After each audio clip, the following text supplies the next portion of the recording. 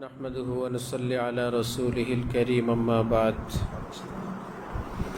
فأعوذ بالله من الشيطان الرجيم بسم الله الرحمن الرحيم يا أيها الذين آمنوا اتقوا الله وكونوا مع الصادقين صدق الله مولانا العظيم وقال رسول الله صلى الله تعالى عليه وسلم الدين يسر وقال النبي عليه الصلاة والسلام يسروا ولا تعسروا بشروا ولا تنفروا أو كما قال النبي عليه الصلاة والسلام মাদ্রাসা জালওয়া হেরা কর্তৃক আয়োজিত অধ্যকার ইসলাহি মজলিস, উপস্থিত হজরত ওলামায়ে কেরাম, হজরত মুরব্বিয়ানে এজাম, বিভিন্ন শ্রেণী পেশার মুসলমান ভাইরা, আল্লাহ পাকের ইহসান, আল্লাহ পাকের অনুগ্রহ, আল্লাহ আমাদের মতো মানুষদেরকে পৃথিবীর সবচাইতে বড় নিয়ামত ঈমানের মতো সম্পদ দান করেছেন, আলহামদুলিল্লাহ। আর অল্প একটু কাজ বাকি। ঈমান তো আল্লাহ পাক নিজেই দান করে দিলেন, সেটার সঙ্গে আর অল্প একটু কাজ বাকি। কোরআনের ভাষায়, হাদিসের ভাষায় সেটার নাম তাকওয়া।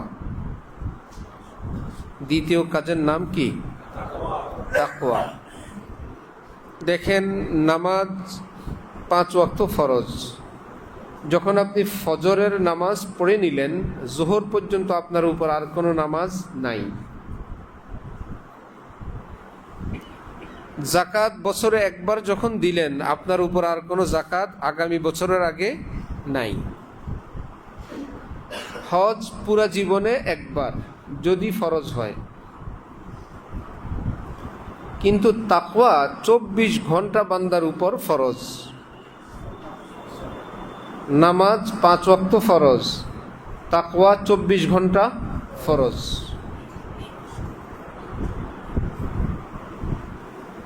ভয় পাওয়ার কিছু নাই। এমন কাজ না যে তাহলে আমাদের দুনিয়ার সব কিছু ছেড়ে তাকওয়া নিয়েই থাকা লাগবে, 24 ঘন্টার আমল।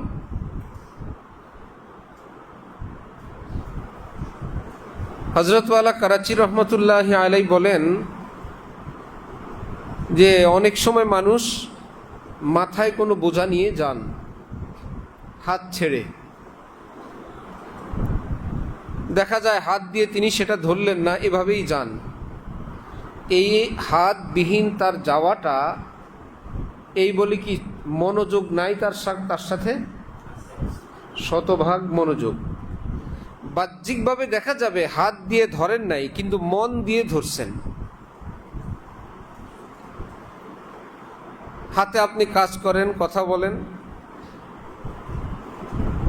যে কোনো কিছু করেন, কিন্তু মনোযোগ সহকারে যে আমার মাথায় এমন একটি বোঝা আছে, আমার চাল চলনে, আমার নড়াচড়ার কারণে সেটা যেন পড়ে না যায়, এটা মনের মধ্যে থাকে। ঠিক এক ব্যক্তির সঙ্গে যদি ছোট অঙ্ক 10 লাখ টাকাই আছে, তিনি এখান থেকে নারায়ণগঞ্জ থেকে ঢাকা যাবেন, মতিঝিল যাবেন, এই বলি কি তার রাস্তাঘাটে কথা বলতে পারবে না, খাবার খেতে পারবে না, বাস গাড়িতে উঠতে নামতে পারবে না? সব কিছু পারবে, কিন্তু সঙ্গে একটা কথা খেয়াল রাখবে, আমার সঙ্গে একটা টাকা আছে। এই কথাটা তার মনে রাখবে না সে? অর্থাৎ বেখবর থাকবে না, সে গাফিল থাকবে না। সব কিছু ঠিক আছে, বাসে উঠতে হবে উঠে, চা খাইতে হবে খায়, কারোর সঙ্গে কথা বলতে হবে বলে, কিন্তু মনের মধ্যে এক কথা, আমার সঙ্গে একটা ভারী অঙ্ক আছে, কোনোভাবেই যাতে কোনো দুশ্মনের শিকার না হই, আমাকে একটু সেফটিতে চলতে হবে। আমি অন্য মানুষের মতো না, আমি পকেট খালি লোকের মতো না, আমার সাথে একটা দামি সম্পদ আছে। ঠিক মুসলমান যখন শুধু এইটুকুন কথা মনে রাখে যে আমার ভিতরে আল্লাহ পাক ঈমানের মতন সম্পদ দান করেছেন, আমার আরেকটা কাজ তাকওয়া, সেটা হলো যে আমার আল্লাহ আমার উপর কোনোভাবে অসন্তুষ্ট না হন, এটার নাম তাকওয়া। খাওয়া দাওয়া, চলা ফেরা, হাসি খুশি, আনন্দ ফুর্তি, বাড়ি গাড়ি, ব্যবসা বাণিজ্য, বিয়ে শাদী, দেশ বিদেশ, সব কিছু করা যাবে, সব করা যাবে। শুধু এইটুকুন কথা মনে রাখা এবং সেটা পালন করা, আমার আল্লাহ আমার উপর অসন্তুষ্ট না হন। আল্লাহ পাককে সন্তুষ্ট করা কি ডেলি 5 বার না সব সময়? একজন স্বামীর স্ত্রী, তার কাছে তার স্বামী কতক্ষণ স্বামী? যখন তিনি বাড়ি আসেন তখন স্বামী না সব সময় স্বামী? বরং বিদেশ থেকে টেলিফোনে বলে অমুক বিয়েতে যাবি না, কান্নাকাটি করে, আমার ভাইয়ের মেয়ের বিয়ে, আমার একটা বোনের ননদের বিয়ে, ওখান থেকে আইন করে যাওয়া যাবে না। তার মানে তুমি স্ত্রী আমার, 24 ঘন্টা স্ত্রী, তোমার উপর আমার শাসন চলবে 24 ঘন্টা। অথচ স্বামী স্ত্রীর বন্ধন এবং সম্পর্ক একটা কবুল, আর 1 2 3 বললে শেষ। 1 2 3 ফিনিশ, আর জোড়া দেওয়ার ব্যবস্থা নাই। এইটুকুন সম্পর্কের দাবি এমন, আমি যেভাবে বলবো, যা বলবো সেটাই চলবে, আমার রাজত্ব। মঙ্গল গ্রহ থেকে এখানে রাজত্ব চালায়। তো আল্লাহ পাকের সঙ্গে আমাদের সম্পর্ক কি এরকম একটা কবুলের দ্বারা, না বিন্দু বিন্দুতে? আমাদের জন্মের পরে না, জন্মের আগে থেকেই, মায়ের গর্ভ থেকে না তারও আগে থেকে কোন খাদ্য খাবারে আমরা ছিলাম, আমাদের অস্তিত্ব সূর্যের কোন রশ্মিতে ছিল, কোন পানিতে ছিল, কোন ফল ফুলে আমরা ছিলাম, আল্লাহ তখনও জানতেন এই অংশ এটা দিয়ে অমুক আব্দুর রহমানকে বানাবো, এটা অমুক হাটে যাবে, সেখান থেকে অমুক ব্যক্তি কিনবে, তারপরে অমুক ব্যক্তির শরীরে একটু রক্ত হবে, সেই রক্ত থেকে আমি তার দেহে জীবনী শক্তি তৈরি করব, এবং ও তার মা এটা খাবে। এই ভাত কে কোথায় চাষ করে কেউ জানে না। এই অস্তিত্বগুলো, এই সূর্যের এই রশ্মি, এই কিরণ, পানির এই ফোঁটা, মাছের এই ক্যালসিয়াম ক্যালোরি, এই ছোট্ট মুরগি কোথায় তার জন্ম, কিন্তু আল্লাহ পাক জানেন আমার এই এক বান্দি এই মুরগিটা খাবে, এর থেকে আমি রক্ত দিব, এর দিকে তার পেটে একটা বাচ্চা হবে, আমি সেটাকে লালন পালন করব। রব্বুল আলামিন বলে আমি রব, আমি বিন্দু না, একদম অস্তিত্বহীন থেকে এবার বিন্দুতে, বিন্দুর পরে নিজেই কোরআন শরীফে বলেন সুম্মা খালাকনান নুতফাতা আলাকা ফাখালাকনাল আলাকাতা মুযগা ফাকাসাউনাল সুম্মা খালাকনাল ইযামা লাহমা, বলো সুম্মা খালাকনান নুতফাতা আলাকা ফাখালাকনাল আলাকাতা মুযগা, তারপরে ফাখালাকনাল মুযগাতা ইযামা ফাকাসাউনাল ইযামা লাহমা সুম্মা আনশানাহু খালকান আখার ফাতাবারাকাল্লাহু আহসানুল খালিকিন। সুবহানাল্লাহ। নিজেই নিজের প্রশংসা বলেন ফাতাবারাকাল্লাহ আহসানুল খালিকিন। দেখলা তোমাদের আল্লাহ কত চমৎকার সৃষ্টিকর্তা। এক ফোঁটা নাপাক পানি, তারপরে একটু জমাট রক্ত, সেটাকে আমি বানাইলাম একটা হাড্ডি, হাড্ডির উপরে চড়াই দিলাম গোশত, গোশত দিয়ে বানাইলাম মানুষ, তারপরে দিলাম রূহ। দেখলা আমি কত চমৎকার স্রষ্টা তোমাদের। ভালো কাঠ মিস্ত্রির কাছে যান, সে প্রথম শর্ত দিবে আমাকে ভালো কাঠ দেন, সেগুন দেন, বার্মাটিক দেন, আমি আপনাকে সেরকম ফাইবার উঠাই দিব। আপনি মাদার গাছ দিবেন আর সেগুনের ফাইবার চাইবেন, এটা সম্ভব না। আমাকে ভালো কাঠ দেন। ভালো ইঞ্জিনিয়ার কাছে যাবেন, সে বলবো আমাকে ভালো দামি দামি মেটেরিয়ালস দেন, আমি আপনার বাড়িটা সেরকম করে দেই, আমাকে জিনিস দেন। কিন্তু এইরকম কেউ কি আছে? একদম নর্দমার একটু পানি দেন, আমি আপনার জন্য একটা বিশাল অট্টালিকা বানিয়ে দেই। রব্বুল আলামিন বলেন একদম নিকৃষ্ট নোংরা এক ফোঁটা পানি থেকে এত সুন্দর মানুষ আমি আল্লাহ সৃষ্টি করলাম। ফাতাবারাকাল্লাহু আহসানুল খালিকিন। তোমার এই অস্তিত্বের বিন্দুগুলো কোথায় কোথায় ছিল আমি সব জানতাম, আমি যথাযথভাবে সেটিং করলাম। নাকে তো নাক, এ আবার শোকে কি জিনিস দ্বারা? যে আমি এটা ফুল, এটা গোলাপ, এটা বেলি, এটা হাসনা হেনা, রেজাল্ট দেয় কে? নাক তো একটা ছিদ্র। সুবহানাল্লাহ। এই গ্রানের তারতম্যটা কে দেয়? সুবহানাল্লাহ। নাকের মধ্যে একটা বাতাস ঢুকবে, কিন্তু সঙ্গে সঙ্গে এটা গোলাপ, এটা ভালো গ্রান, এটা মন্দ গ্রান, এটা মিষ্টি, এটা ঝাঁজ, এটা ঝাঁঝালো, সাথে সাথে রেজাল্ট। আবার জিহ্বাকে দিলে এটার স্বাদ কেমন, টেস্ট কেমন, রিপোর্ট আসতে কি কয়েক ঘন্টা লাগে না, সাথে সাথে। কি এমন ল্যাবরেটরি, সাথে সাথে রেজাল্ট। সুবহানাল্লাহ। দাঁতগুলোর সেটিং দেখেন, দাঁতগুলো কি সবগুলোর মাথা কি একরকম? একটার মাথা চোক্কা, আরেকটা একটু বোতা, আরেকটা আবার মধ্যখানে চাপানো, চারদিক থেকে 4টা ফুটা উঠানো। কি ব্যাপার? ব্যাপার আমি জানি। যখন নরম জিনিস খাবা অটোমেটিক সামনের দাঁত একটু শক্ত অনুভব হইলে আমরা সাইডে পাঠিয়ে দিই। জিহ্বা অটোমেটিক, এটা সামনের দাঁত না, সাইডে। যদি দেখে এতে কাজ হয় না, আরো ভিতরে পাঠায় দাও। একদম কঠিন শক্ত হাড্ডি আছে, রব্বুল আলামিন বলে আমি সেটিং করে রাখছি, যখন যেটা লাগবে আমি সবটা তোমার এখানে দিয়ে রাখছি। এমনি দাঁতের আগা দেখলে কি ব্লেডের মতো ধারালো, কিন্তু ব্লেডের কাজ করে। ব্লেডের কাজ করে, সে ব্লেড না, আবার ব্লেডের মতো কাজ সে করে। আবার এইরকম ধারালো, উপরে নিচে কতগুলো দাঁত, এর মধ্যখানে জিহ্বা বেচারা খেলাধুলা করে। এই নরম জিহ্বা সারা বছর খেলতে থাকে। সুবহানাল্লাহি ওয়া বিহামদি, সুবহানাল্লাহিল আযীম, ফাতাবারাকাল্লাহু আহসানুল খালিকিন। যদি এক একটা অঙ্গ সাইডে হইতো, চোখটা এখানে, নাকটা এখানে, এক লোকমা ভাত কত জায়গায় ঘুরানো লাগতো, কত ল্যাবরেটরিতে নিয়ে। ঠিক আছে, ঠিক আছে, চোখ এখানে, আচ্ছা দেখছেন ভালো, নাক আরেক জায়গায়, আচ্ছা শুকলে ভালো, জিহ্বা আরেক পাশে, আরেক জায়গায় ভালো। রব্বুল আলামিন এমনভাবে সেটিং করছেন, সামনে আসার সাথে সাথে একদিকে চোখ, এইদিকে বিবেক, এইদিকে নাক, এইদিকে জিহ্বা, আল্লাহু আকবার, সবটা বলে না এটা খাওয়ার উপযুক্ত না, মুখে দেন, মুখে দেওয়া লাগবে না, দেখেই বুঝে আসছে। চুকা চুকা গন্ধ আর বলা লাগবে না, টেস্ট করা লাগবে না। সুবহানাল্লাহি ওয়া বিহামদিহি, ফাতাবারাকাল্লাহু আহসানুল খালিকিন। আমি কত চমৎকার স্রষ্টা দেখলাম। আঙ্গুল 5টা কি বরাবর? যদি বরাবর হইতো, এখন দেখেন লোকমা নিলে বরাবর। যদি বরাবর হইতো, এইরকম যখন একত্রে করতেন, এক একটা মাছ টাছ গোস্ত নিয়ে আগে চলে যেত না? একটা এদিক ঠেলে এমন সিস্টেম করছেন এক জায়গায়। আবার প্রত্যেকটা গিরাই গিরা আবার ফোল্ডিং সিস্টেম করছেন, কোনটাকে কিভাবে ধরা লাগে কোনটাকে। আবার এত পিচ্ছিল করেন নাই ছুটে যাবে, ওখানে হালকা হালকা রেখা দিয়ে দিচ্ছেন।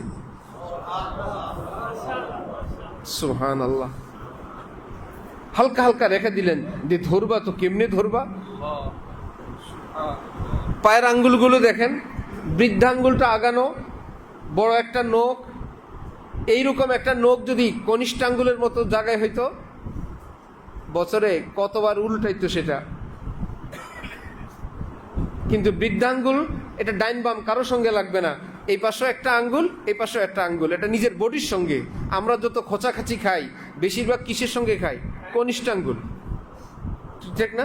সবাই দেখবেন নিজের কনিষ্ঠ আঙ্গুলের নখটা আগের দিকে না, এটা ডাইনে বামে হইলো গোস্ত, বোতার মতন, ভিতরে ছোট্ট একটা নখ। এটা এমনিতেই না, রব্বুল আলামিন বলে বহু জায়গায় খোঁচা খাবা, নখ থাকলে উল্টে যাবে। এটাকে একটু বাঁকা চাকা করে আগে সামনের দিকে দিয়ে দিচ্ছেন গোস্ত, ভিতরের দিকে অল্প একটু নখ দিয়ে দিচ্ছেন। কি সুন্দরভাবে সাজাইছেন। মুনাজাত দেওয়ার জন্য কনুই আছে, হাতের তালু আছে, সেজদা করার জন্য সুন্দর হাঁটু দিলেন, একদম পাটে পাটে পাটে পাটে।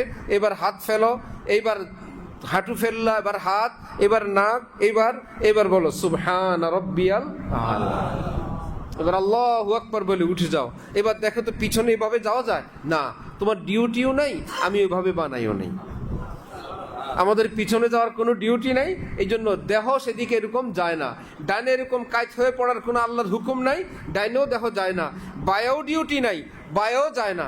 কিন্তু একই দেহ সামনের দিকে রুকু করা লাগবে, বললা হ্যাঁ, দেখলেই তো বোঝা যায় রুকুর জন্যই তৈরি করা। সেজদা করলে সব কিছু ওকে বোঝা যায়, সেজদার জন্যই তাকে প্রস্তুত করা। রব্বুল আলামিন বলেন ফাতাবারাকাল্লাহু আহসানুল খালিকিন, দেখলা আমি তোমার কেমন স্রষ্টা, আমার সৃষ্টির লীলা দেখলা, কত চমৎকার সৃষ্টিকর্তা আমি। আবার নিজেই বলেন ওয়াফি আনফুসিকুম আফালা তুবসিরুন, আরে দেশ দুনিয়া সারা পৃথিবী কি দেখবা, নিজেকে একটু দেখো না। তুমি তোমার ভিতরে দেখলেই তো হয়, তোমার ভিতরে একটু দেখো। নাকের ভিতরে আবার একটু পশম দিয়ে দিছেন, হালকা একটু ভিজা দিয়ে দিছেন, কি ব্যাপার যে এতটা ডাস্ট এতটা ধুলা, সেখানে কিছু পশমে আটকাবে ফিল্টার, আবার কিছু ভিজা দিয়ে দিলেন সেখানে আটকে যাবে। আবার বললেন উজুর সময় 3 বার নাকে পানি দিয়ে নাকটা ফিল্টারটাকে ফ্রেশ করে নিবা।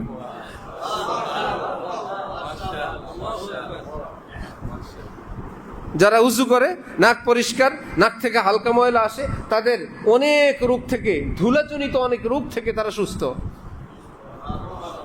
এখন বিদেশিরা তো উজু করে না, শেষে পাইপ দিয়ে এখানে পানি ভরে, অনেক হসপিটালে গিয়া এদিক থেকে ভরে তো এদিক থেকে বাইরে হয়, আবার এদিক থেকে কি করে নাক পরিষ্কার করবে। মুসলমান বলে তো আমাদের 5 বেলা উজুতেই 3 পাশা 15 বার সাফ করি।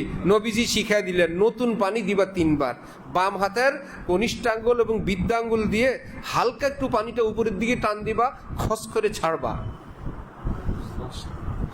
আবার শিখাইলেন গলার মধ্যে যেখান থেকে সাউন্ড পয়দা হয় ওখানে প্রচুর পরিমাণ এই টিস্যু, গলার ভিতরে অনেক ফাঁকা ফুকা আছে।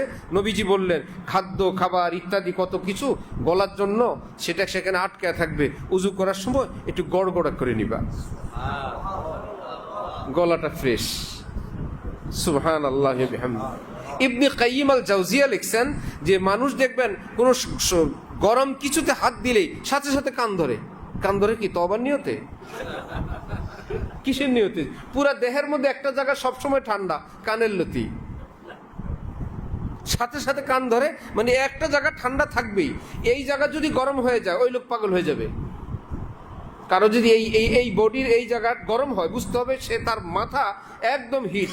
ড্রাইভাররা যেরকম গাড়ির পানি হিট হইল কিনা ওখানে মিটারে দেখে এখন পানি একদম গরম, ঠিক কানের লতি এটা দিয়ে ডাক্তাররা বুঝে যে মাথার ব্রেন কি পাগল, পাবনা নিতে হবে না চলবে, এখানে ঠান্ডা থাকবে।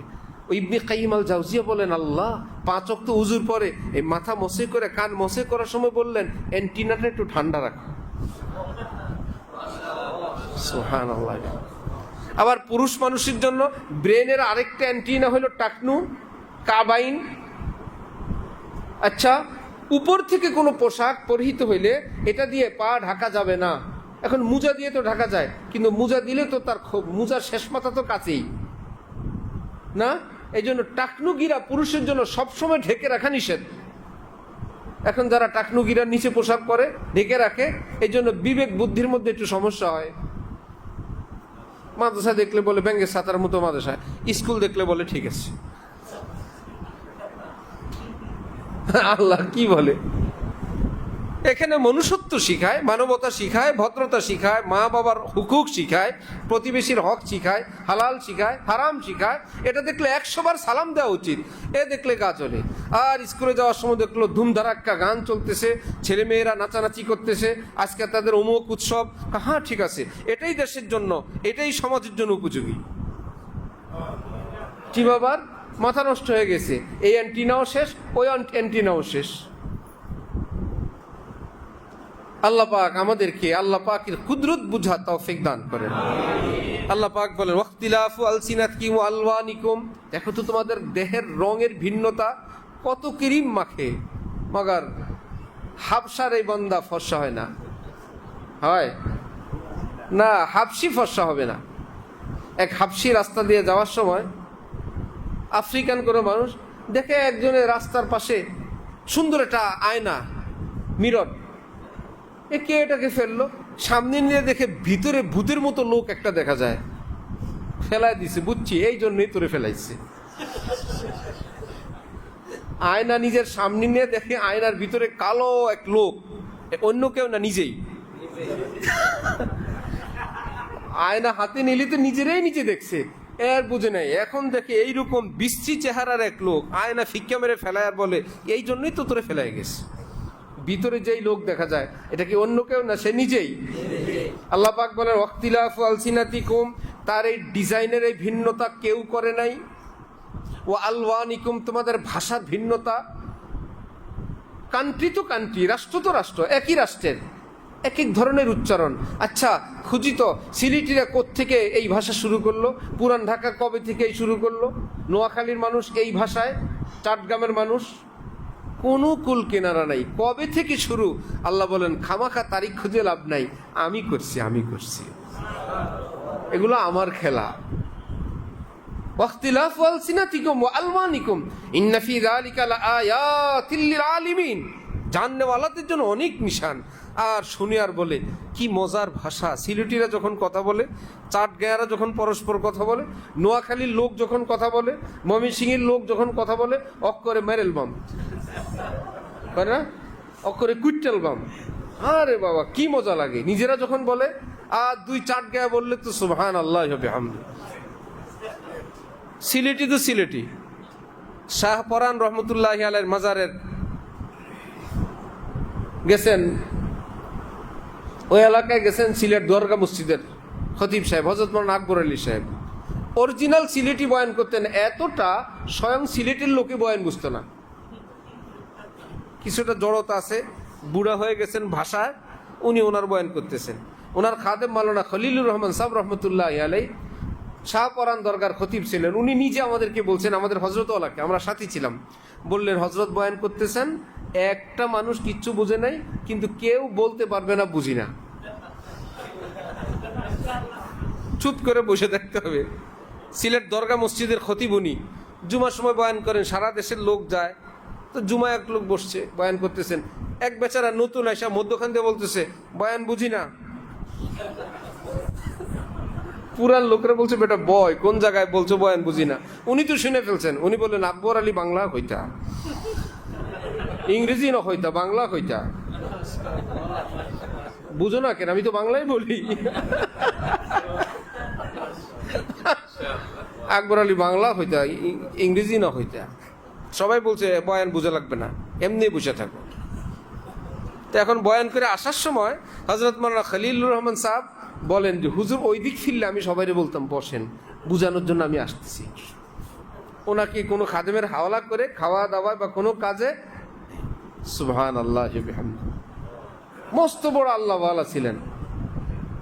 এক আলেম, সিলেট গেলাম আমরা রমজানে, আকবর আলী সাহেব রহমতুল্লাহি আলাইহির গল্প বলতে গিয়ে বললেন সিলেট থেকে ঢাকা দক্ষিণ একটা উপজেলা থানা, উনি বেবি ট্যাক্সি দিয়ে গেলেন, বেবিওয়ালা ভাড়া নিবে না। ভাই ভাড়া নিবেন না বললেন, আমি আগেই নিয়ত করছি, এত লম্বা 30-40 কিলোমিটার পথ, সে ভাড়া নেয় না। বললেন যে ওই সিলেট দরগার ওই ইমাম সাহেব হুজুর আমার এই বেবি ট্যাক্সিটা কিনে দিছেন। কেমনে? বললেন আমি রিক্সা চালাইতাম, আমার রিক্সা দিয়ে হুজুর এক বাসায় গেছেন, তো ওই বাসাওয়ালা কিছু হাদিয়া দিয়ে বলছেন রিক্সা ভাড়া। তাহলে কি এগুলো হুজুরের টাকা না রিক্সাওয়ালার টাকা? যা দিছে মুট করে আইনা রিক্সাওয়ালারা দিয়ে দিছে, আমারও তো দেয় নাই, তোরে দিছে। রিক্সাওয়ালা বলে আমি ওই দিয়ে বেবি ট্যাক্সি কিনে ফেলছি, আমারও তো নিতে বলে না, বলছে রিক্সা ভাড়া। আমারে দিলে আমি নিতাম, তোরে দিতে বলছি, তোর কপাল। ও হুজুর ওই এক মুঠের টাকা দিয়ে আমি বেবি ট্যাক্সি কিনছি, এই জন্য আমি ভাবছি আমার দিছেনও এক আলেম, আপনিও একজন আলেম, আপনার আজকে ফিরি ফিরি খেদমত করবো। সুবহানাল্লাহ বিহামদি। আল্লাহ পাক, আল্লাহর দ্বীন এত মজার, এত মধুর, এই পৃথিবীর কোনো আস্তানায়, কোনো নেশায়, কোনো নাচে, কোনো গানে, কোনো কনফারেন্সে কোথাও এত মজা নাই। একবার আল্লাহ নামে যে স্বাদ, যেই মজা, এক সেজদায় যেই মজা, একবার আসমানের দিকে তাকাইলে আল্লাহ আপনি বানাইছেন। রব্বুল আলামিন বলেন হ্যাঁ, ওয়াস-সামা বানাইনাহা বিআইদিন, আমি আমার হাত দিয়ে বানাইছি।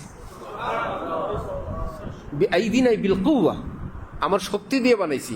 কিন্তু আল্লাহ তো শক্তি বলেন নাই, আল্লাহ বলছেন আমি আমার হাত দিয়ে বানাইছি। তো আল্লাহ পাকের তো হাত নাই, মুফাসসিরিন কেরাম বলেন অর্থাৎ শক্তি। তোরা বুঝবা তো, ওই জন্য বুঝার জন্য তো করে হাতের কথা বলছে। ওয়াল আরযা ফারাশনাহা, এই জমিনটা এত সুন্দর, কত সুন্দর এক জমিনে গাছ, এটা তিতা ফল, এটা মিঠা ফল, এটা উস্তা, এটা আম, এটা আনারস, এটা টক ফল। আল্লাহ সুবহানাল্লাহ, একই মাটি, একই বাতাস, একই রোদ, আবার একই আম, কত রকমের স্বাদ, এক এক ফলের এক এক স্বাদ। আবার মৌসুমের বেশ কম। আবার যদি মাটির সঙ্গে যদি পানিটা না থাকে তো মানুষের ব্রেন পাগল হয়ে যাবে, কোনো সবুজ থাকবে না, গাছগাছালি থাকবে না। পানির চাপ কোন দিকে, উপরে থাকে না নিচে? তো জমিনে যে পানিটা এই হাজার হাজার লক্ষ কোটি বছরে আস্তে আস্তে পানিটা নিচের দিক চলে যাবে না? যে পানি নিচের দিক চলে যাচ্ছে, এখন আর গাছগাছালি লাগাইলে হয় না, মাটিতে পানি নাই, কারণ এত বছরে শুকাইতে শুকাইতে পানিটা নিচে চলে গেছে। আল্লাহ বলেন যাবে না। আল্লাহু লা ইলাহা ইল্লা হুয়াল হাইয়ুল কাইয়্যুম, আমার আরেক নাম, এক নাম আল্লাহ, আরেক নাম আছে কাইয়্যুম। আমি ধরে ধরে রাখি, পানিকে আমি ধরে রাখছি, পানি নিচে যাবে না। না হলে তোমাদের গাছ লাগাবা কেমনে, নলকূপ দিয়ে পানি উঠাবা কেমনে? পানিতে 6-7 কি বলে, জমিনে 8 তলা বিল্ডিং করবেন, এত পাইলিং, এত রড, এত কিছু, না হলে কাইত হবে, না হলে ভূমিকম্প হবে। এত শক্ত মাটি না, নিচের মাটি ভালো না। অথচ নদীতে 10 তলা লঞ্চ, ওখানের পাইলিং গেল কই? পানির উপরে 10 তলা লঞ্চ, মাটির উপরে 8 তলা করলে পাইলিং, পানির উপরে 10 তলা লঞ্চ চলতেছে। রব্বুল আলামিন বলেন, দেখলা পানিকে আমি কি ডিজাইন করে বানাইলাম? সুবহানাল্লাহ। এতগুলো লোহা, এতগুলো মানুষ পানির উপরে, তো যত তালা হবে তত আগে ডুববে না? ডুববে না, কারণ পানিকে আমি এমন সিস্টেমে বানাইছি এটার উপর দিয়ে যেন তোমরা এক দেশ থেকে আরেক দেশে সফর করতে পারো, মালামাল পার করতে পারো। সুবহানাল্লাহ। এই জন্য ডাক্তাররা বলেন মৌসুমি ফল এবং যেই দেশে যেই ফল আসে সেটা কম বেশ কিছুটা খাওয়া উচিত। ওর মধ্যেই রোগ প্রতিরোধ ক্ষমতা আছে, ওই মৌসুমের উপযোগী করে আল্লাহ পাক ওই মৌসুমের ফল পাঠান। বিদেশ থেকে ফল এনে খাওয়ার কোনো প্রয়োজন নেই। এখন এক এক দিন পর, কদিন পরে পরে ডাক্তাররা বলে, জানেন মিষ্টি কুমড়া পাতা কি আছে? পড়লে মনে হয় দুনিয়ার সব বাদ দিয়ে শুধু মিষ্টি কুমড়া পাতাই খায়, ভাত তরকারি বাদ দিয়ে শুধু মিষ্টি কুমড়া। আবার কদিন পরে বলে, জানেন ডিটক্স ওয়াটারে কি আছে? কি লাগে? এই দুটো পুদিনা পাতা আর একটু শশা টশা ভিজাবেন, একটু আদা দিলে আরো ভালো। কি আল্লাহ, দুনিয়ার ভিটামিন। আল্লাহ বলেন কি, রব্বুল আলামিন তো এগুলো এমনিতেই দিয়ে রাখছেন। পুদিনা পাতা কি আছে, থানকুনি পাতা কি আছে? তা আমাদের গ্রামে এক কি ছিল, পাগল ছিল, বিএ পাস, তো ব্যাত একটা হাতে থাকতো, আমরা ছোটবেলা দেখছি, নুরু পাগলা রাস্তা দিয়ে যায় আর গাছ একটা পিটান দেওয়ার বলে মেডিসিন আছে, মেডিসিন আছে। যেই গাছে পিটান দেয় বলে মেডিসিন আছে। রব্বুল আলামিন বলেন, মা খালাকতা হাযা বাতিলা, আমি পৃথিবীর একটা কিছু অনর্থক সৃষ্টি করি নাই। মশার জ্বালায় আমরা শেষ। এখন বিজ্ঞানীরা বলে, মশা যদি পৃথিবীতে না থাকে পৃথিবীর সব পানি নষ্ট হয়ে যাবে। এই খাল বিলের পানি, নদীর পানি এত দূষিত হবে, এই পৃথিবীর মানুষ এটাকে আর সোজা করতে পারবে না। এই মশার শরীরে এমন এক ভিটামিন আল্লাহ দিয়ে দিলেন, ওই মশার সুহবতের বরকতে পানিগুলো ভালো থাকে। আল্লাহু আকবার, সুবহানাল্লাহ ওয়া বিহামদি। কলার থোকা দেখছেন? কলার থোকা, এটা এখন রোদ সইতে পারবে না, এটার উপর কভার সহই তাকে সৃষ্টি করছেন।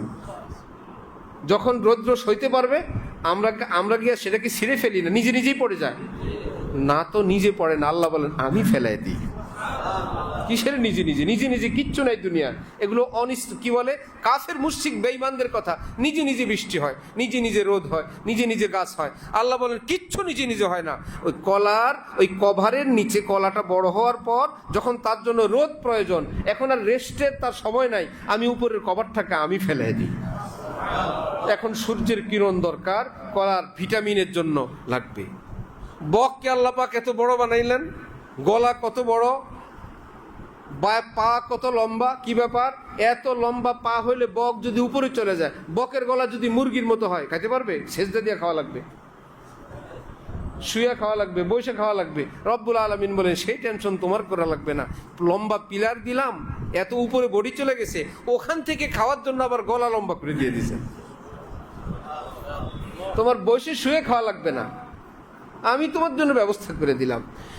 পৃথিবীর প্রত্যেকটা কিছুই আল্লাহ পাকের নিদর্শন, আল্লাহ পাকের কারিশমা। এই জন্য এক বুজুর্গ বলেন যে গুলিস্তান মে যাকর কে হর গুল কো দেখা তেরি he she রঙ্গত Teri he she বু হ্যায়। আয় আল্লাহ, ফুল বাগানে গিয়ে দেখলাম এত রঙের ফুল, কিন্তু যেই ফুলের গভীরতা আমি যেতে চাই সেখানে গিয়ে আপনার অস্তিত্ব খুঁজে পাই। যেই ফুলের এই খুশবু, এই ফুলের এই সৌরভ, ফুলের এই মসৃণতা দেনেওয়ালা কেউ না, কেবলমাত্র আমার আল্লাহ, আর কেউ না, তারই দান। রব্বুল আলামিন বলেন, সুতরাং ফুলেই মজে যেও না, ফুলের বানানেওয়ালাকে খোঁজো। এক বুজুর্গ বললেন, যার হাতের পরশে গোলাপ এত সুন্দর, সেই প্রিয় আল্লাহ তিনি জানি কত সুন্দর। যার পরশে চন্দ্র এত সুন্দর, তিনি জানি কত সুন্দর। যার পরশে ইক্ষু এত মিঠা, সেই প্রিয় আল্লাহ, তার নাম জানি কত মিঠা। ওয়া সুবহানাল্লাহ। আল্লাহ পাক আমাদেরকে আল্লাহ দ্বীনের মজা দান করেন। একই আকাশে নিচে, একই জমিনে চলে পৃথিবীর হাজারো মানুষ, রাস্তা দিয়ে চলছে তো চলছি, আরেকজন বলে আল্লাহ আপনি আমাকে এভাবে বানাইলেন, আমাকে মা দিলেন, বাবা দিলেন, ইমানের মতন দৌলত দিলেন, আল্লাহ খাদ্য খাবার দিলেন, খাদ্যটাকে অনুধাবন করার মতন জিহ্বা, আল্লাহ নাক দিলেন, আবার সেটাকে পেটে কিছুক্ষণ রাখার জন্য আবার একটা পাকস্থলীও দিলেন, আবার সেখানে হজম করার জন্য আপনি একটা লিভার, আবার একটা পিত্তের ব্যবস্থা করে দিলেন। পিত্তথলি থেকে কিছুক্ষণ পর পর একটা ফোঁটা পড়ে, ওটা আবার তৈরি হয় লিভার থেকে। লিভার মানে কলিজা, কলিজার থেকে একটা মেডিসিন তৈরি হয়, ওটা পিত্তথলিতে গিয়ে রিজার্ভ হয়, ওখান থেকে খাদ্যর মধ্যে খাদ্য বরাবর পড়লে আর কোনো কিছুর দরকার নেই, এটাই ব্যালেন্ডার। হাড্ডি গুড্ডি যা দিবেন, ওই এমন শক্তিশালী এক মেডিসিন, সব কিছু হজম। কোনোদিন কি এরকম হয়েছিল যে খাওয়ার সময় একটা হাড্ডি পায়খানার রাস্তা আটকা পড়ছে? কারো হয়েছিল কখনো? সুবহানাল্লাহ। প্রথমত খাওয়ার সময় সুন্নত দেখে খাওয়া, চাবায় চাবায় চিবি চিবে ভালো করে খাওয়া। এর মধ্যেই কত কাটাকুটা, কত কিছুই তো আমরা না এক্সপোর্ট করে দেই না, বা পাঠানো বললে এক্সপোর্ট, আর ভিতরের দিকে ইম্পোর্ট করি, যেভাবে বলেন। এদিক থেকে গেলে এক্সপোর্ট, আর যদি নিজের বিবেচনা করেন তাহলে কি ইম্পোর্ট। দোনোটাই ঠিক আছে। আচ্ছা, আমরা ভিতরে সেটাকে, আবার যখন সময় হয় রব্বুল আলামিন বলেন আমি সেটাকে তোমার পাকস্থলী থেকে সুদীর্ঘ পাইপ, এত পাইপ জায়গা হবে কই, এবার আলবাইক সিস্টেম, ডানে যাও বায়ে যাও ডানে যাও, অল্প একটু জায়গার মধ্যে 50 গজ লম্বা। ডাক্তাররা বলছেন পাকস্থলী থেকে নিয়ে পায়খানার রাস্তা পর্যন্ত এই পাইপটা কত গজ? 50 গজ লম্বা, 100 হাত। এই অল্প একটু জায়গার মধ্যে সেটাকে রাখছেন। তুমি খাবার খাও, এবার এটা প্রসেস হইতে হইতে এটা বের হয়ে যাওয়া পর্যন্ত ওর উপযুক্ত করা, এর সঙ্গে আরো যা কিছু দেওয়ার দিয়ে এটাকে পায়খানার রাস্তা দিয়ে বের করার জন্য আমি আল্লাহ তোমাকে তৌফিক দিব। যখন সময় হবে তোমাকে আমি একটা মেসেজ দিব, তুমি বুঝে ফেলবা কিছুক্ষণের মধ্যে আমার ইস্তিনজা করা লাগবে। সসম্মানে ইস্তিনজা করার জন্য জায়গা খুঁজে নাও। হঠাৎ যদি চলে আসতো, আনকন্ট্রোল যদি হইতো, আবার কন্ট্রোল করার ক্ষমতা দিছেন, জায়গা খোঁজার সময় দিছেন, যে তুমি জায়গা খুঁজে নাও সসম্মান ইস্তিনজা করার মতন। আবার সেখান থেকে পাঠ করে দিলেন কিছু পেশাবের রাস্তায়, কিছু পায়খানার রাস্তায়। বলেন কি জানো, আমি এগুলো ভাগ করি, এই ফিল্টারটা আমি আল্লাহ পরিষ্কার রাখি। আবার কিডনি দিলাম, রিফাইন করতে থাকে, তার উপর চাপ দিবা না বেশি। নবীজি বলেন খাবারের আনুমানিক আধা ঘন্টা পরে পানি খাওয়া সুন্নত। বিজ্ঞানীরা এগুলো শুনে পাগল হয়ে যায়, মুসলমানের নবী এত বড় বিজ্ঞানী। খাবারের সঙ্গে সঙ্গে পানি পান করলে হয় গ্যাস্ট্রিক, বদহজম। মাত্র খাবার গেল, পিত্ত তার খাবারের উপর একটা ফোঁটা ছাড়বে, তো খাবারটা মাখা মাখা আছে, এর উপর একটা ফোঁটা ছাড়লে দ্রুত এটা হজম হবে, আধা ঘন্টার মধ্যে আধা আধা হয়ে যাবে। এইবার বলে ডাক্তাররা পানি খাও। ডাক্তাররা বলার আগে নবীজি বলেন আমি তো বললাম আধা ঘন্টা পরে পানি খাও। খাদ্য রিফাইন হয়ে গেছে, এবার তোমার পানি রিফাইন হবে, তাহলে কিডনির উপর, হজম শক্তির উপর কোনো চাপ পড়বে না। খাবারের মধ্যে আঙ্গুল দিলে, হাত দিলে খাবার নষ্ট, তরকারি নষ্ট, চামচ দিলে নষ্ট হয় না, হয়? চামচ দিয়ে নিবেন, রান্না করা তরকারি, এখন তো ফ্রিজ, ভাই জাল দেওয়া হয়ে গেছে, মা বোনরা বলতে হাত দেওয়া যাবে না, চামচ দিয়ে নাও, যেভাবে হোক খোঁচাই তো লাগবে, কিন্তু হাত দিলে তরকারি পুরোটা নষ্ট, চামচ দিলে নষ্ট হয় না। কি ব্যাপার? এখন খুঁজতে খুঁজতে বিজ্ঞানীরা বলে হাত দিয়ে যে আমরা খাবার খাই, ওই হাতের মধ্যেই খাবার হজম করার প্রাথমিক মেডিসিন আল্লাহ লাগিয়ে রাখছেন। এই জন্য হাত দিয়ে খাওয়া বেশি স্বাস্থ্যসম্মত, চামচ দিয়ে না। জায়েজ, খাওয়া যাবে প্রয়োজনে, কিন্তু হাত দিলে, কারণ হাতের ভিতরে কুদরতি মেডিসিন আছে। এইবার বলেন আঙ্গুল চেটে খাওয়া কি সুন্নত? কি ব্যাপার? বলে আঙ্গুল খাও নাই তো নিজের গ্যাস্ট্রিক থেকে মুক্তির একটা মেডিসিন খাই ফেলছো। আঙ্গুলটা চেটে চেটে খাইলো, ওই খাবারগুলো প্লেট পরিষ্কার করে খাওয়া সুন্নত। যে আঙ্গুল চেটে খায়, প্লেট পরিষ্কার করে খায়, ওই লোকের কোনো বদ হজম হয় না, কারণ আল্লাহ পাক আঙ্গুলের মধ্যেই মেডিসিন রেখে দিচ্ছেন। সুবহানাল্লাহ। এবার এই খাদ্য খাবার থেকে যতটুকুন ক্যালসিয়াম, ভিটামিন রাখা দরকার, আল্লাহ পাক বলে তোমার বয়স কত, ওই বয়স অনুযায়ী তোমার স্বাস্থ্য কতটুক, ওজন কত, এই বয়সের এই দেহের জন্য আজকের এই খাবার তো হেভি ক্যালসিয়াম, ক্যালোরি, সবটা তোমার দরকার নাই, এটা রাখতে পারবে না। ছোট মানুষ বেশি ভারী খাবার খেয়ে ফেলছে, আল্লাহ পাক বলেন আমি এই দেহের উপযোগী যতটুক, এইটুকুন ভিটামিন পুরা দেহের জন্য রেখে বাকিটাকে সবটাকে বের করে দিয়ে দিই। ফাতাবারাকাল্লাহু আহসানুল খালিকিন। বলেন তো এবার আল্লাহ পাকের শুকরিয়া জীবনভর যদি সেজদায় পড়ে থেকে আদায় করতে পারবো? তিনি যদি কুকুর বানাইতেন, শিয়াল বানাইতেন, তিনি যদি ইউরোপিয়ানদের সন্তান বানাইতেন, তিনি যদি এই দেশে নাস্তিকদের মতো আমাদেরকে বানাইতেন, জন্য আল্লাহ আমাদেরকে ইমানের মতন সম্পদ দিলেন। ইমানের পরে দ্বিতীয় কাজ তাকওয়া। দ্বিতীয় কাজ কি?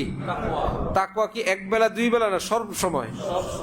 তাকওয়া নিয়ে কি বসে থাকা লাগবে? আমি এখন তাকওয়া পালন করি না।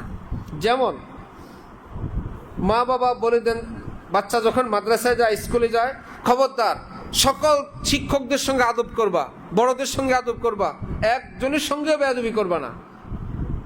এখন ছেলে গিয়া শিক্ষক 50 জন, এবার স্কুলে গিয়া সবার কাছে গেছে, কেন? আদব করতে আসছি। আমার মা বলে দিয়েছেন সব শিক্ষকের সঙ্গে কি করার জন্য? আদব। এরকম কোন আদব আছে দুনিয়ায়? সব হুজুরের কাছে গেছে, আদব কেন আসছো? আদবের জন্য।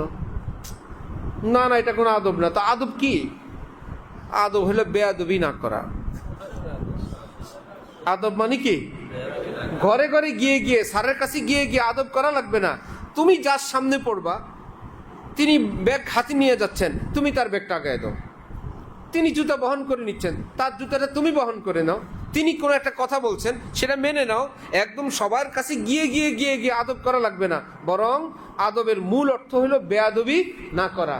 তাকওয়ার মূল আমল হলো গুনাহ না করা। তাকওয়ার মূল কথা হইল কি? বাস। এখন বলেন নামাজ না পড়লে কি গুনাহ হবে কি না? তাহলে তো তাকওয়া যেহেতু গুনাহ না করা, আর নামাজ না পড়লে কি হয়ে যাবে? তো পড়ি। কিন্তু মিথ্যা বললে গুনাহ হবে। মিথ্যা কি করব না ছাড়বো? যেটা ছাড়লে গুনাহ হয় সেটা ছাড়বো না, যেটা করলে গুনাহ হয় সেটা করব না। তাহলে করা আর ছাড়া, কোনোটা আমল করা, কোনোটা ছেড়ে দেওয়া, এই দুইটার নাম হলো কি? তাকওয়া। এবার কিছু আমল এমন আসবে, আপনি যদি তাহাজ্জুদ ছেড়ে দেন গুনাহ হবে? তাহাজ্জুদ ছেড়ে দিলে গুনাহ হবে? সুতরাং এটা ছাড়াও তাকওয়া। তাহাজ্জুদ পড়ে নাই কিন্তু মুত্তাকি, কারণ মুত্তাকি শুরু হবে কি দিয়ে? গুনাহ না হয় এটা দিয়ে। কারণ আমি যে তাহাজ্জুদ ছাড়লাম, এতে করে আমার গুনাহ হয় নাই, সুতরাং আমার তাকওয়ায় কোনো অসুবিধা হয় নাই। পাগড়ি না দিলে কি গুনাহ হবে? সুতরাং পাগড়ি না দিলেও মুত্তাকি। এশরাক আওয়াবি না পড়লে কি গুনাহ হবে? এশরাক আওয়াবি না পড়লেও কি মুত্তাকি। প্রতি বছর হজ উমরা না গেলে কি গুনাহ হবে? এটা ছাড়াও মুত্তাকি। লম্বা টাইম তেলাওয়াত না করলে কি গুনাহ হবে? এটা ছাড়াও মুত্তাকি। মসজিদে বসে না থাকলে কি গুনাহ হবে? না। সুতরাং মসজিদে না থেকেও কি মুত্তাকি। সব সময় কি জুব্বা পরে থাকা লাগবে? জুব্বা না পড়লে কি গুনাহ হবে? না। জুব্বা না পরেও মুত্তাকি। এখন এত লম্বা কেমনি লিস্টি দিবে? বুজুর্গানি দিন বলেন, আমরা সব যাচাই বাছাই করছি, তল্লাশি করছি। যেমন কেউ যদি কোরআন শরীফের আয়াত সূরা খুঁজতে যায়, সূরা ফাতিহা 1, সূরা বাকারা 2, সূরা নিসা 3, আরে বাবা এত যন্ত্রণা না করে যারা জাননেওয়ালা জিজ্ঞেস করে, তারা গুনি টুনি ঠিক করে রাখছেন 114। ঠিক না? তুমি বসে বসে গুনবা, আবার মোট এই সূরা এত আয়াত, অত সূরা এত আয়াত, এগুলো গোনা আছে এত। যারা করে রাখছেন তাদেরটা শুনো। কি বুজুর্গানি দিন বলেন, আমরা সব রেডি করে ফেলছি, ফরজ ওয়াজিব আমল করা, গুনাহ না করা, এটার নাম তাকওয়া। শুধুমাত্র ফরজ এবং ওয়াজিব টুকুন আমল করা আর গুনাহ না করা। আর বলবেন সুন্নতি মুআক্কাদা, সুন্নতি মুআক্কাদার উপর আমল করাও কি ওয়াজিব। তো সুন্নতি মুআক্কাদাও চলে আসছে কিসের ভিতরে? ওয়াজিবের ভিতরে। তাহলে করণীয় শুধু ফরজ ওয়াজিব আর সুন্নতি মুআক্কাদে ধরে নেন। আর বর্জনীয় কোনটা? যেগুলো গুনাহ। এইটুকুন যদি কেউ করে, আল্লাহর কসম, কোরআন যাদেরকে বলছেন ইন্নাল মুত্তাকিনা ফি জান্নাতি ওয়া নাহার, মুত্তাকিনরা তো জান্নাতে থাকবে, তাদের জন্য কত নহর থাকবে, দুধের নহর, মধুর নহর। এই ব্যক্তি যে ফরজ ওয়াজিব টুকুন আদায় করে, গুনাহ থেকে বেঁচে থাকে, আল্লাহর জান্নাত তার জন্য অপেক্ষায় আছে। তাহলে কাজ করা যাবে, ব্যবসা করা যাবে। করা যাবে না যেটা গুনাহের কাজ, ধোকার কাজ, প্রতারণার কাজ, সুদের কাজ, ঘুষের কাজ, নষ্টামির কাজ, বদচরিত্রের কাজ। এগুলো কি আমাদের জন্য সম্মানের না অসম্মানের? তো তাহলে আল্লাহ পাক আমাদেরকে অসম্মানিত করতে চান না। এমন কোনো গুনাহ নাই ওই গুনাহটা সম্মানের। নাম্বার 2, এমন কোনো খাবার নাই আল্লাহ পাক বলেন হারাম আর ওটা স্বাস্থ্যসম্মত। এমন কোনো খাবার এই পৃথিবীতে নেই যেটার নাম হারাম এটাই ক্ষতিকর। আজকের এই পৃথিবীতে যারা পানির মতো মদ খায়, যারা নিজেরা খায়, কমপক্ষে তারা তো একটা স্বাস্থ্যসম্মত মদ বের করা দরকার। কিন্তু মদের উপর কি হালালের সিল না হারামের সিল? হারামের সিল। যেহেতু এটার উপরে হারামের সিল, এটাকে উপকারী বানানোর প্রসেস কিয়ামত পর্যন্ত বের করতে পারবে না। যেটা হারাম এটা ক্ষতিকর হবেই। পুরুষের জন্য স্বর্ণ ব্যবহার করা কি হারাম, এটা পুরুষের জন্য উপকারী হবে না। কোন রকম টানটুন দেয়া ডাক্তাররা বাইর করছে, পুরুষের পুরুষত্ব শক্তি ধ্বংস হয় স্বর্ণ ব্যবহার করলে। পুরুষের পুরুষত্ব শক্তি ধ্বংস হয় স্বর্ণ ব্যবহার করলে। এখন বলো এই জন্যই তো আল্লাহ হারাম করছেন। সুবহানাল্লাহ। নারীর সঙ্গে আবার সেটা তাদের শারীরিক যেই বিভিন্ন রক্তের গ্রুপ ইত্যাদি, সেটার সঙ্গে সামঞ্জস্য। পুরুষ যদি নারীর মতো চুল রাখে কেমন লাগে? সুন্দর লাগে না। আর নারী যদি পুরুষের মতন ছোটখাটো করে, একদম পুরুষের যেরকম অল্প একটু ভাঁজ করে, কত সুন্দর লাগে। কিন্তু কোনো মহিলা যদি, কোনো উপযুক্ত মেয়ে যদি এরকম চুল কেটে রাখে, সুন্দর লাগে? আল্লাহ যেটাকে আল্লাহ নিজাম বানাইছেন ওটাই সুন্দর, ওটাই সুন্দর। আচ্ছা, পাগড়িওয়ালা, পায়জামা পাঞ্জিওয়ালা কয়েকজন হুজুর যদি বাসের পিছনে ঝুলতেছে আর কয়েকজন ছাদে, সুন্দর লাগে? আর কয়েকজন শার্ট প্যান্টওয়ালা যদি উপরে থাকে, খারাপ লাগে? বলে ছাদের সঙ্গে প্যান্টের খুব মিল। কোনো অসুবিধা নেই, হইতেই পারে।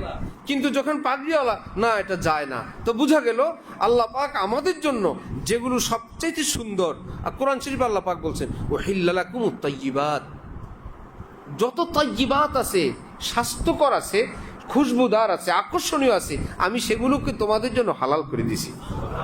ওয়া হুররিমা আলাইকুমুল খাবায়েস, যত খবিস জিনিস আছে আমি সেগুলোকে হারাম করে দিছি। তাহলে দুনিয়ার যত হারাম জিনিস সেগুলো কি ভালো জিনিস না খবিস জিনিস? কোরআন শরীফ আল্লাহ পাক বলেন খাবায়েস, খবিস, নোংরা, নিকৃষ্ট।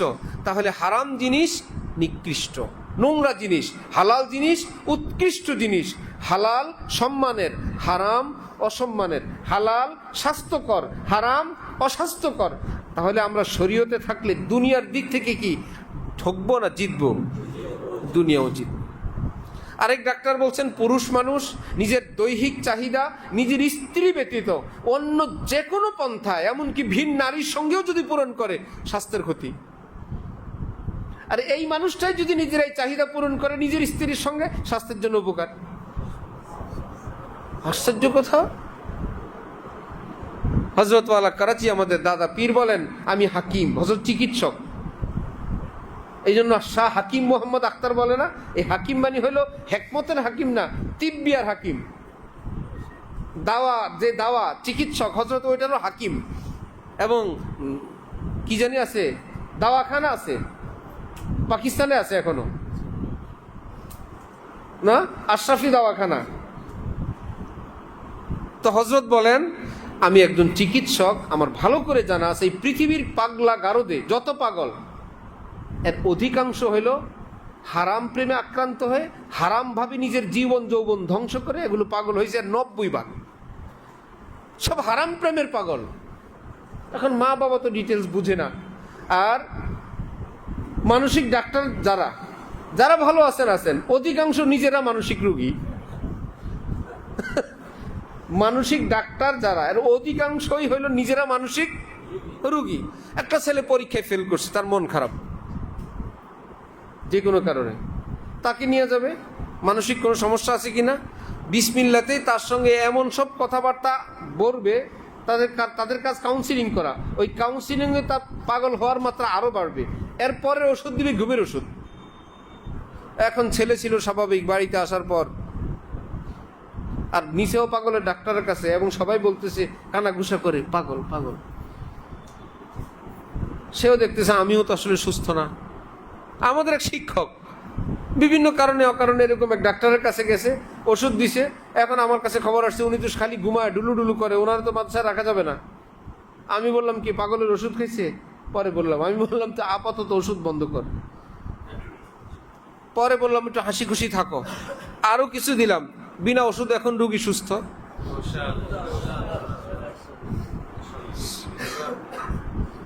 আল্লাহ আমাদেরকে দ্বীনের সহি বুঝ দান করেন। তাহলে ঈমানের পর আমাদের জন্য সর্বক্ষণ আমল করার আমলের নাম কি? তাকওয়া। মানে কি? একদম জুব্বা তসবিহ পাগড়ি নিয়ে চুপ করে কাবলামুখী হয়ে বসে থাকা, বউরে বাপের বাড়ি পাঠায় দেওয়া, বাচ্চাদের খাবার চাইলে আল্লাহর কাছে চাও। আপনাদের নারায়ণগঞ্জের এক হুজুর,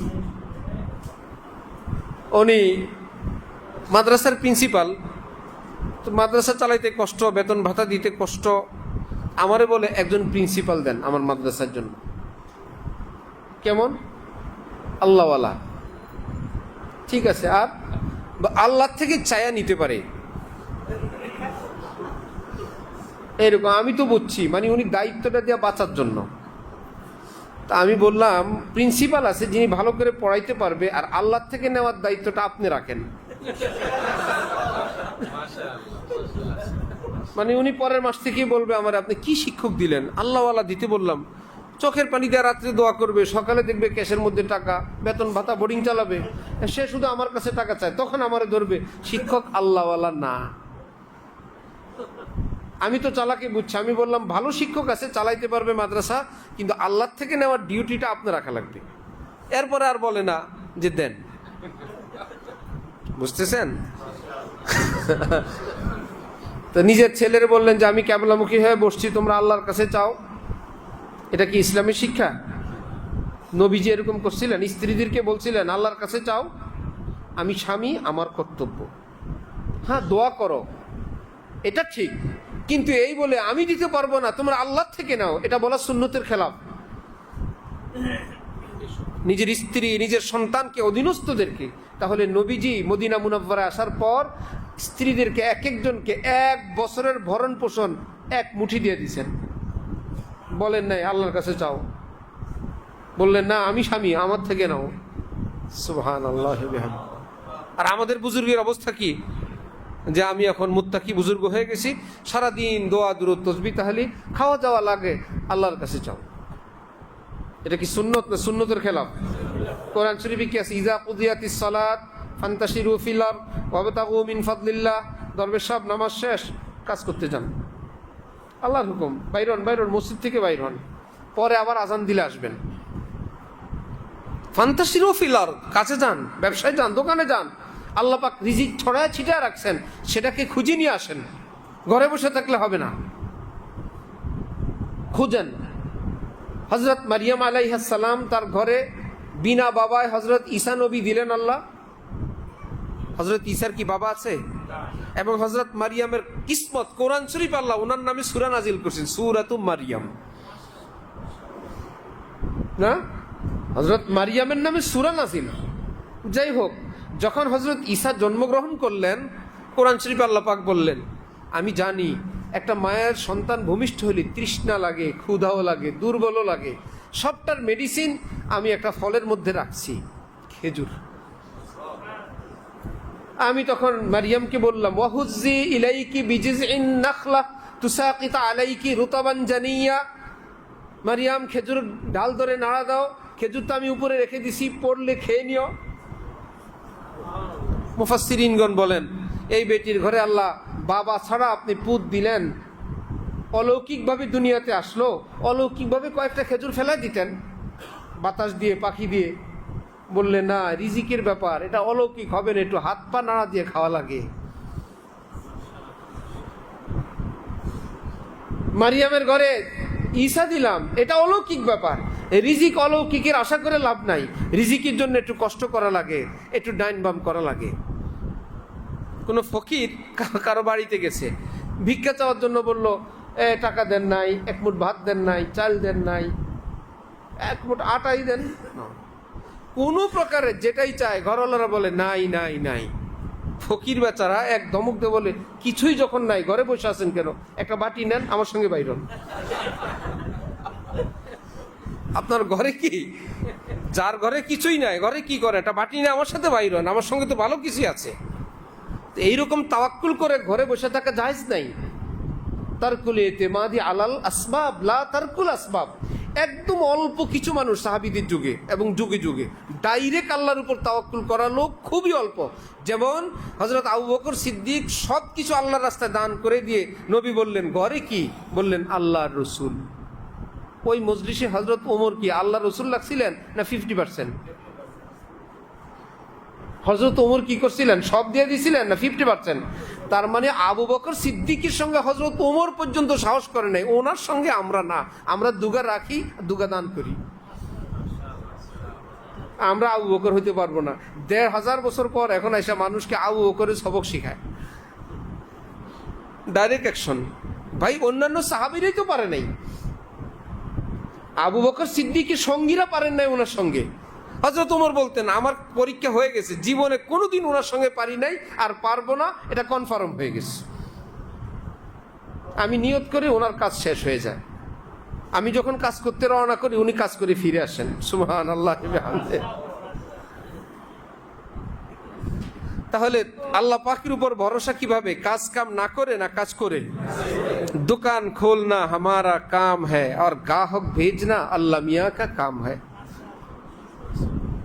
গাছ লাগানো, বীজ বপন করা, সার দেওয়া আমার কাজ, ফল দেওয়া কার কাজ? দোকান খোলা আমার কাজ, দোকানে মাল উঠানো, ফ্রেশ করা, পরিষ্কার পরিচ্ছন্ন করে বিসমিল্লাহ বলে খোলা। এইবার গ্রাহক পাঠাবেন কে? আল্লাহ। যখন এই নিয়ত করে বসবো, আল্লাহ আপনি পাঠায়েন, এইবার আল্লাহ পাঠাইছেন, 10, 20, 50 টাকা লাভ হয়েছে, আমার আল্লাহ আমারে দিচ্ছেন। সুবহানাল্লাহ।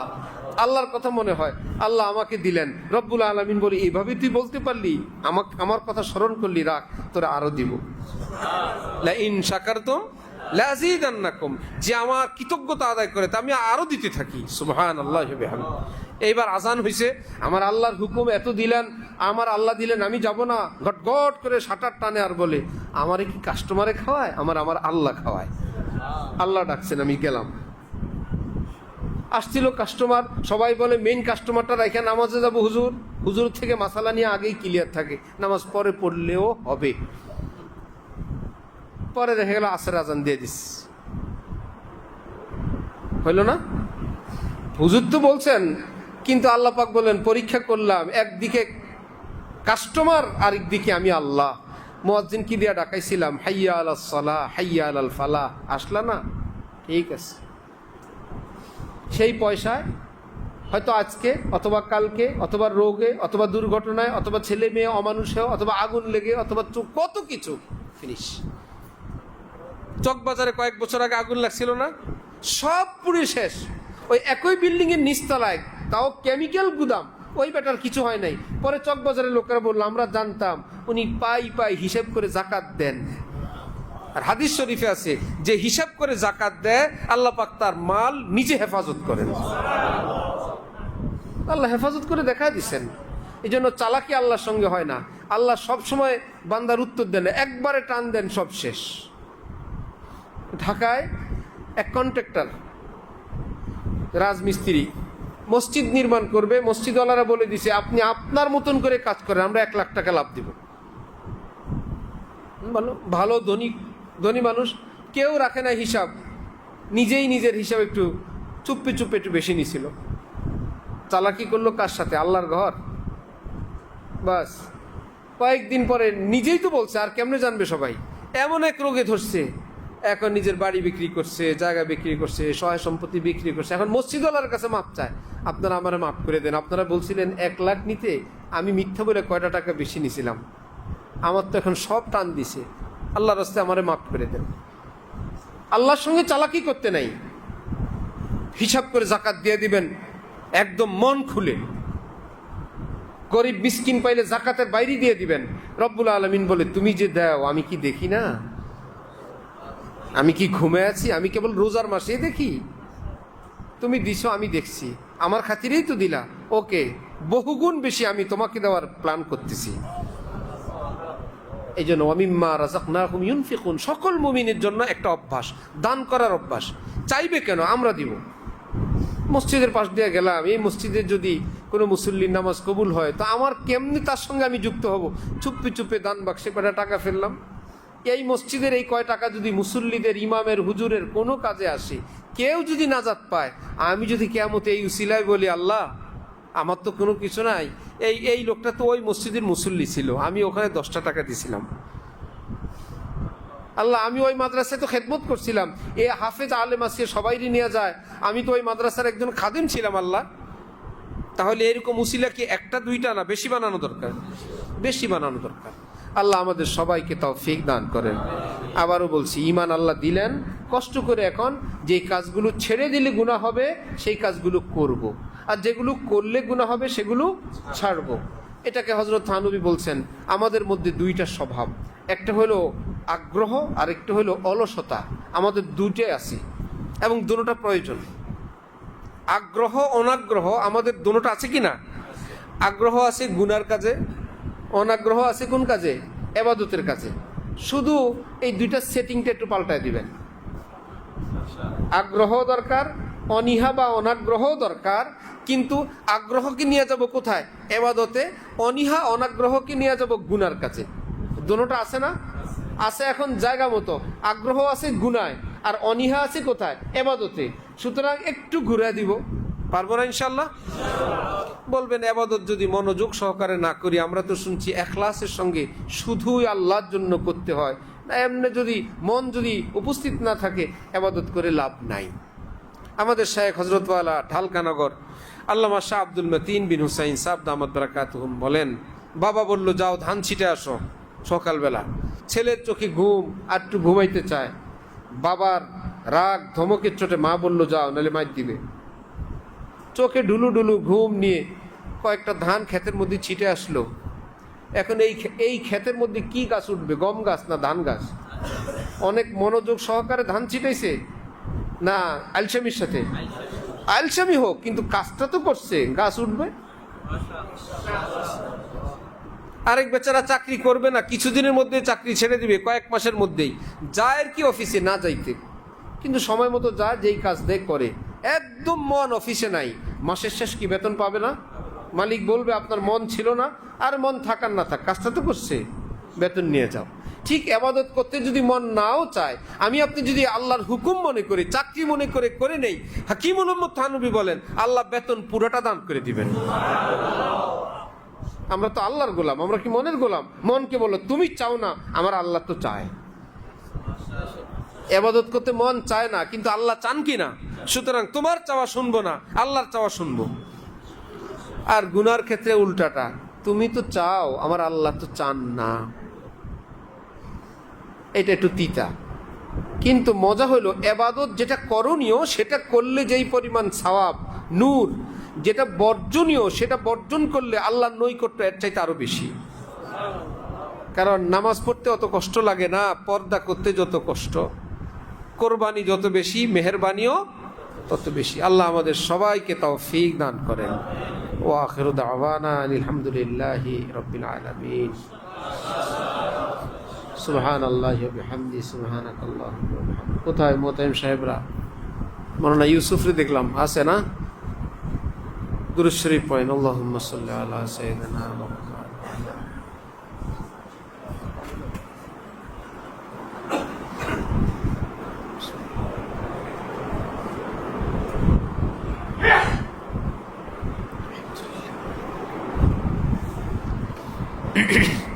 আলহামদুলিল্লাহি রাব্বিল আলামিন ওয়াসসালাতু ওয়াসসালামু আলা রাসূলিহিল কারীম। আল্লাহুম্মা সাল্লি আলা মুহাম্মাদ ওয়া আলা আলি মুহাম্মাদ ওয়া বারিক ওয়া সাল্লিম। ইয়া আল্লাহ রহমান রহিম, মেহেরবান আল্লাহ, ইয়া রহমান রহিমিন, ইয়া রহমান রহিমিন, ইয়া রহমান রহিমিন। আয় আল্লাহ, আমাদের জীবনের সমস্ত গুনাহ মাফ করে দেন। আল্লাহ, আমাদের মা বাবা আপনজন প্রিয়জনকে মাফ করে দেন। আল্লাহ, আমাদের ঘরে ঘরে আপনি সুখ শান্তি দান করেন। আমাদের স্ত্রী সন্তানদেরকে দিনদার নেককার বানায় দেন। ঘরে ঘরে স্বামী স্ত্রী, বউ শাশুড়ি, ননদ ভাবি, ভাই ভাইয়ের সম্পর্ক আপনি সুন্দর বানায় দেন। আল্লাহ, যারা জুলুম করে, কষ্ট দেয়, সীমা লঙ্ঘন করে, তওবা করার তৌফিক দান করে দেন। সবার তামাম হাজত জরুরত আপনি আসমান থেকে পুরা করে দেন। অভাব অনটন দূর করে দেন। ঋণ পরিশোধের ব্যবস্থা করে দেন। আয় আল্লাহ, যে যে কষ্টে পেরেশানিতে আছে আপনি পেরেশানি থেকে নাজাত দান করেন। যারা মিথ্যা মামলায় জর্জরিত, মামলা থেকে রেহাই দান করেন। আয় আল্লাহ, ঘর বাড়ি নাই, ঘর বাড়ির ব্যবস্থা করে দেন। উপযুক্ত ছেলে মেয়ে থাকলে উত্তম বিয়ে শাদীর ব্যবস্থা করে দেন। আয় আল্লাহ, মা বাবা থাকলে খেদমত করে দোয়া নেওয়ার তৌফিক দান করেন। আয় আল্লাহ, যাদের মা বাবা আপনার কাছে চলে গেছে তাদের কবরকে জান্নাতের টুকরা বানায় দেন। আয় আল্লাহ, আমাদের দাদা দাদি, নানা নানি, কত কাছের মানুষেরা আপনার কাছে চলে গেছে। আয় আল্লাহ, আমার খালাম্মা চলে গেছেন, এত মনে পড়ে। আয় আল্লাহ, এক লোকমা খাবার মেহমানদারি করতে মন চাইলেও কোনো সুযোগ নাই। আল্লাহ, আপনার কাছে ফরিয়াদ, আমাদের সে আপন প্রিয় মানুষগুলোকে আপনি জান্নাতে রাখেন। আল্লাহ, তাদের জীবনের গুনাহগুলো মাফ করে দিয়েন। আমরা তাদের পক্ষ থেকে ক্ষমা চাই। আয় আল্লাহ, তাদের কবরগুলোকে জান্নাতের টুকরা বানায় দেন। আমাদের প্রতি তাদের অন্তরাত্মাকে আপনি খুশি বানায় দেন। আয় আল্লাহ, সারা পৃথিবীর উপর রহমত দান করেন। জালেমগুলোকে আপনি হেদায়েত দান করেন। যাদের ভাগ্যে হেদায়েত নাই তাদের বিচার আপনি করে দেন। যারা আমাদেরকে টার্গেট করে আপনার গজব দিয়ে আপনি তাদেরকে টার্গেট করেন। আল্লাহ, আমাদের এই দেশটাকে সুবিশাল বানায় দেন, শক্তিশালী বানায় দেন, স্বনির্ভর বানায় দেন। আয় আল্লাহ, মানুষগুলোকে আদর্শ নাগরিক বানায় দেন। চুরি ডাকাতি, জুলুম অত্যাচার, ঠকানো থেকে তওবা করার তৌফিক দান করেন। যারা ছোট বড় দায়িত্বে আছেন আল্লাহ, তাদেরকে দেশাত্মবোধ, দেশপ্রেম, আন্তরিকতা এবং দক্ষতার সঙ্গে সেবা করার তৌফিক দান করেন। আল্লাহ, কোনো জালিমের ভাগ্যে হেদায়েত না থাকলে যারা জুলুম অত্যাচার করে তাকে সেখান থেকে সরায় ভালো মানুষ আপনি সেই পোস্টে দান করে দেন। আয় আল্লাহ, আমাদের দেশের ক্ষেত খামারে আপনি বিপুল বরকত দান করেন, খনিজ সম্পদ দান করেন। আয় আল্লাহ, আমরা মুসলমানরা বিদেশে আয় আল্লাহ হাজার হাজার লক্ষ লক্ষ মানুষ শ্রমিক হিসাবে কাজ করতে যায়। আয় আল্লাহ, এটা আমাদের জন্য লজ্জার বিষয়, শরমের বিষয়। আয় আল্লাহ, আপনি আমাদেরকে আয় আল্লাহ রিজকে অনেক বরকত দান করেন। আমেরিকার মানুষ কোনো দেশে কামলা দিতে যায় না, কোন দেশে রাস্তা ঝাড়ু দিতে যায় না। আয় আল্লাহ, মুসলমানরা যাওয়া লাগে। আয় আল্লাহ, আমাদের দ্বীন ঈমান আপনি মজবুত দান করে দেন। আমাদেরকে সম্মানজনক রিজিকের ব্যবস্থা করে দেন। স্ত্রী সন্তানকে ঘর বাড়িতে রেখে সেখানে কষ্টে তাদের জীবন, এদিকে এদের জীবন। আল্লাহ, আয় আল্লাহ, যারা এইভাবে বিদেশে আছেন তাদের রিজিকে বরকত দিয়ে দেন। দ্রুত দেশে ফেরার ব্যবস্থা করে দেন। তাদের পরিবার পরিজনকে সহি সালামতে রাখেন। আয় আল্লাহ, দেশেই কর্মসংস্থানের ব্যবস্থা করে দেন। আয় আল্লাহ, দেশটাকে ব্যবসা বাণিজ্য করার উপযোগী পরিবেশ বানায় দেন। অফিস আদালতগুলো সুদ ঘুষ মুক্ত বানায় দেন। সুন্দর হালালভাবে এই মুসলমান এই দেশে বাস করার পরিবেশ নাই। আল্লাহ, আয় আল্লাহ, এত বিদঘুটে পরিবেশ, এত গুনার পরিবেশ হয়ে গেছে। আল্লাহ, আপনি আমাদের জন্য ইমানি পরিবেশ দান করে দেন। আয় আল্লাহ, মৌলিকভাবে দেশের পরিবর্তন করে দেন। আয় আল্লাহ, দেশের যারা জিম্মাদার তাদেরকে এগুলো বুঝার তৌফিক দান করেন। আয় আল্লাহ, দেশের মহব্বত, ইমান, ইসলামের মহব্বত সব কিছুর ঊর্ধ্বে রাখার তৌফিক দান করেন। আয় আল্লাহ, সারা মুসলিম মিল্লাতের উপর রহমত দান করেন। আল্লাহ এই মাদ্রাসা জালওয়া হেরাকে কবুল ফরমান। আমার পীর ও মুর্শিদি নাম দিসের বরকত আপনি আজীবন এই মাদ্রাসার মধ্যে কায়েম দায়েম রাখেন। আয় আল্লাহ তালিম তরবিয়ত দিয়ে ভরপুর করে রাখেন। এই মজলিসগুলোতে যারা তশরিফ নিয়ে আসেন তাদের দোনো জাহান আপনি সুন্দর বানায় দেন। আয় আল্লাহ তাদের ঘর বাড়ি বিবি বাচ্চাকে দিনদার নেককার বানায় আল্লাহ ওয়ালা বানায় দেন। আয় আল্লাহ এই মাদ্রাসায় যারা খেদমত করেন, পড়েন, পড়ান, সকলকে আপনি নুরানি জিন্দিগি, বরকতে জিন্দিগি দান করে দেন। আল্লাহ যারা মাদ্রাসা প্রতিষ্ঠা করলেন, হজরত মুহতামিম সাহেব, তার খানদানের উপর খাস রহমত দান করেন। তার ওয়ালে সবকে জান্নাতের উঁচু মাকাম দান করেন। তার ওয়ালেদার হায়াতে আপনি সুস্থতার সাথে বরকত দান করেন। তাদের ভাই বোন, ভাগনা ভাগিনী, সন্তানদেরকে দিন ইমানের জিন্দিগি দান করে দেন। আয় আল্লাহ আমাদের সকলের অন্তরের তামাম নেক দোয়া আপনি অন্তর্জামী খোদা সবই জানেন। আয় আল্লাহ আপনি নিজ দয়া কবুল ফরমান। আল্লাহ হজরত আল্লাহর হায়াতে খুব বরকত দান করেন, সব পেরেশানি থেকে হেফাজত ফরমান। আয় আল্লাহ কয়েকদিন পর হজরত আল্লাহর উমরার সফর আপনি কবুল ফরমান। আয় আল্লাহ অকল্পনীয় সুন্দর সফর আপনি দান করে দেন, সব পেরেশানি মুক্ত সফর আপনি দান করে দেন। মকবুল উমরা, মকবুল এক সফর, নুরানি এক সফর হিসেবে কবুল ফরমান। আল্লাহ আমাদের মারকাজুল ইহসানকে কবুল ফরমান। আয় আল্লাহ এই দেশ, এই বিশ্বের জন্য এক মিসালি আদারা বানায় দেন। যারা সামনে পিছনে কাছে দূরে সহযোগিতা করেন, অফিসে আদালতে স্থানীয় দূর, আয় আল্লাহ তাদের জিন্দিগিতে নূর আর নূর আপনি দান করে দেন। আয় আল্লাহ হযরত আল্লাহর तमाम তালিমাতের হেদায়েতের মারকাজ বানায় দেন। যারা একবার আসবে বয়ান শুনবে সকলকে ইত্তেবায়ে আকাবির শরীয়তে তৌফিক দিয়ে দিয়েন। সুবহান রাব্বিকা রাব্বিল ইজ্জাতি আম্মা ইয়াসিফুন ওয়া সালামুন আলাল মুরসালিন ওয়ালহামদুলিল্লাহি রাব্বিল আলামিন।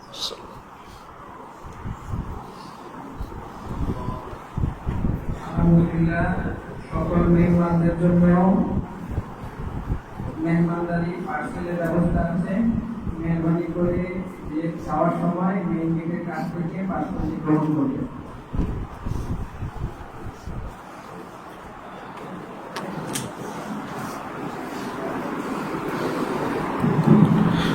হযরত ওয়ালা দামাত বারকাতুহুমের যে বয়ান আজকে এখানে হলো, এই বয়ান সহ সকল বয়ান, ছবি এবং ভিডিও মুক্ত বয়ান আপনারা লাইভে সারা দেশ থেকে যে কোনো জায়গা থেকেই শুনতে পারবেন এবং অডিও বয়ান পাবেন। এর পাশাপাশি নামাজ এবং হজ ওমরার বিভিন্ন দিক নির্দেশনা, খুবই গুরুত্বপূর্ণ অ্যাপস ইসলাহ বিডি, এটা প্লে স্টোর থেকে ডাউনলোড করলে, অ্যাপ স্টোর থেকে ডাউনলোড করলে আপনারা পেয়ে যাবেন ইনশাআল্লাহ। ইসলাহ বিডি, ISLAH BD, ইসলাহ বিডি।